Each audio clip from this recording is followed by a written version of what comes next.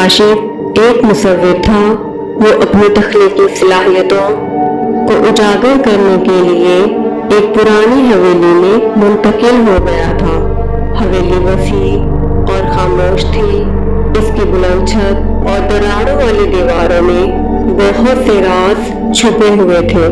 पहली रात राशिद को अजीबो-गरीब सा एहसास हुआ कि जैसे कोई इसे घूर रहा हो। इसने अपनी पेंटिंग्स पर रोशनी डाली और काम शुरू किया, लेकिन इसे बार बार ऐसा महसूस होने लगा कि जैसे कुछ हरकत कर रहा हो।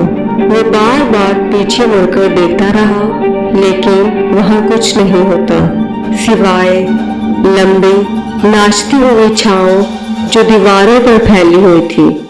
कुछ दिनों बाद ये एहसास और भी तेज होता गया और राशिद को यकीन हो गया कि हवेली में इसके अलावा कोई और भी है। इसने अजीबो-गरीब सी आवाजें भी सुनी, फुफकार, कदमों की चाप और रात के पहर में बजने वाले साज की मधुर धुन। एक रात राशिद ने अपने स्टूडियो के दरवाजे पर दस्तक की आवाज सुनी। वो मुहतात रहते हुए उठा और दरवाजा खोला, लेकिन बाहर कोई भी नहीं था। सिर्फ लंबी छांव थी जो हॉल में फैली हुई थी और जैसे कोई साया इसका इंतजार कर रहा हो। खौफ से कांपते हुए राशिद ने वापस अपना काम शुरू कर दिया।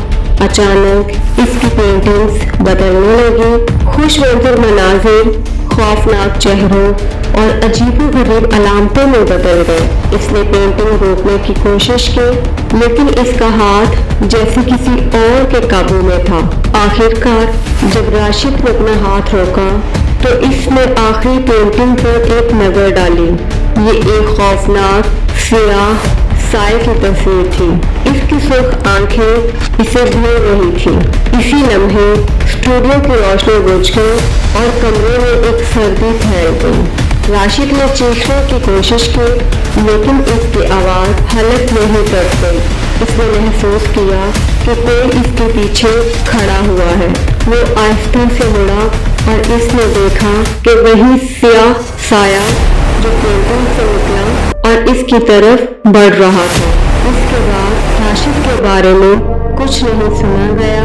हवेली अब भी खाली है और इसकी दीवारों में राज छुपे हुए हैं। रात के वक्त अगर आप करीब से गुजरते हैं तो शायद आप साए को देख सकते हैं जो अब भी हवेली के अंदर घूम रहा है, किसी नए शिकार की तलाश में।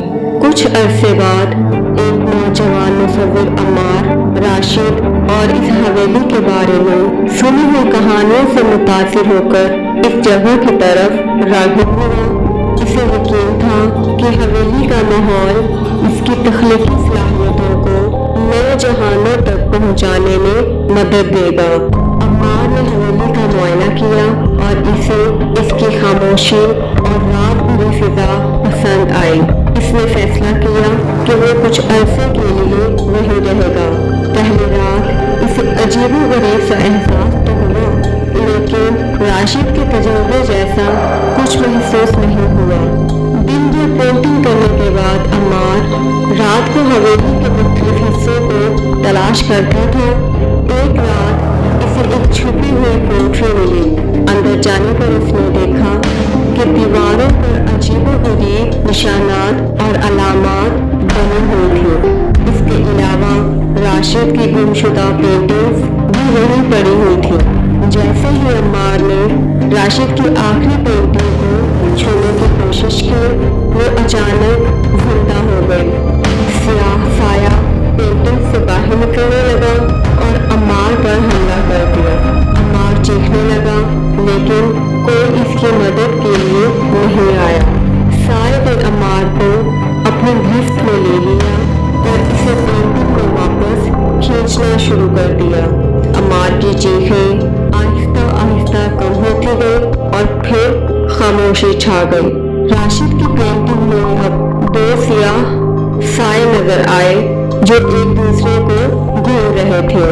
अब हवेली में सिर्फ रात ही नहीं बल्कि दो खौफनाक साए भी रहते हैं। कौन जानता है कि रात के वक्त वो क्या नापाक मंसूबे बनाते हैं। ہوگا۔